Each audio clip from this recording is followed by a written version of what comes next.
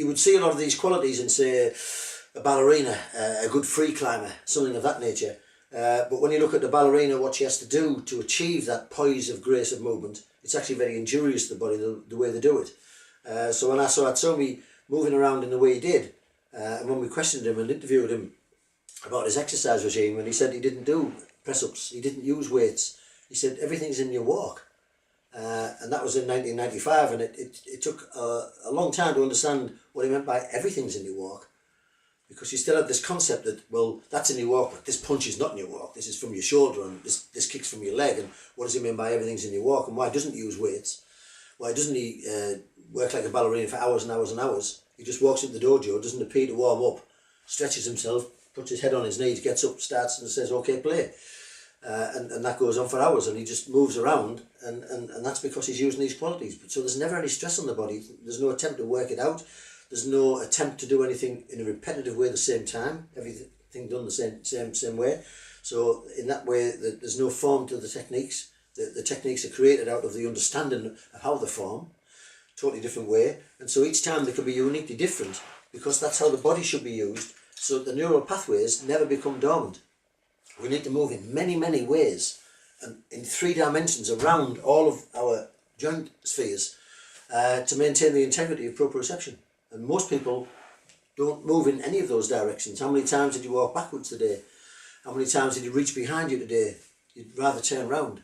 And that's the sort of things I'm trying to educate you back into, making those part of your mainstream deliberate movement until they become an automaton that will actually start to look after you. In Japan, there's a saying, kamishito, which is the body knows how to protect itself. And we're losing the ability to protect ourselves, especially as we get older. We trip over the thread in a carpet because we get in these shortened gaits and not understanding this wave of the spinal movement that can come through your feet. So if someone came in for a movement session from yourself, they would go out ideally not feeling like they'd worked out, like they'd been to the gym, but using the body in a different way that's more natural. What we actually find is when you exercise, your body produces endorphins, which do make us feel good. And so it's very easy to get addicted to something that makes you feel good. So you become addicted to the exercise, and you know it's good because it gives you the endorphin rush. Children play and they get an endorphin from playing.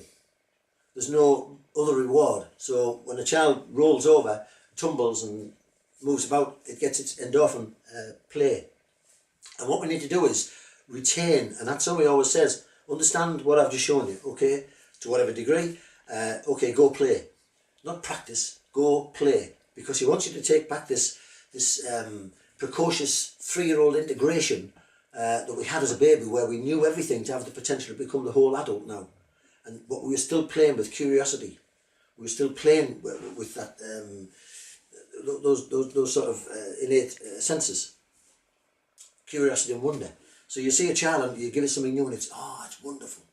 You know, and it's curious as to how it moves and things like that. And that's, again, one of the qualities we've lost. And the more specialised you become in a particular technique, be it whatever sport, you lose that curiosity and wonder as to how it's working, because you're becoming focal. Even your vision is becoming focal. You have inattentive blindness when you focus on something. And so all of those forces are going in the wrong place. So what you want is to be able to have done nothing, apparently, with your body, and still get an endorphin from doing nothing. And then you realise that that's a natural endorphin that we would have from play, which did not use muscles, only used our body in the right way, but got the same endorphin rush. And what we find is that people find that that's unique. The first time they experience it, they realise they've felt that before, so it takes them back as an anchor, back to the childhood. But they realise they'd lost it, and they realise how valuable it is to be able to move around in play as an adult, and also have that feel. People want to play, we become too inhibited to play. We think we're being silly or foolish. Ring a ring of roses, let's drop to the floor. So I put beanbags on the floor and let people drop. And people don't. And the first time they drop, you realise that fall reflex is like exhilarating. And we get that endorphin from that, and we go, yeah, kids fall down all the time because they want to feel good about falling down, feel about moving, curious as to what's on the other side of that couch. That's a mountain to a child. It's like, what's over there? Could be food. So it's always exploring inside of those parameters. And that's the way Hatsumi trains and teaches.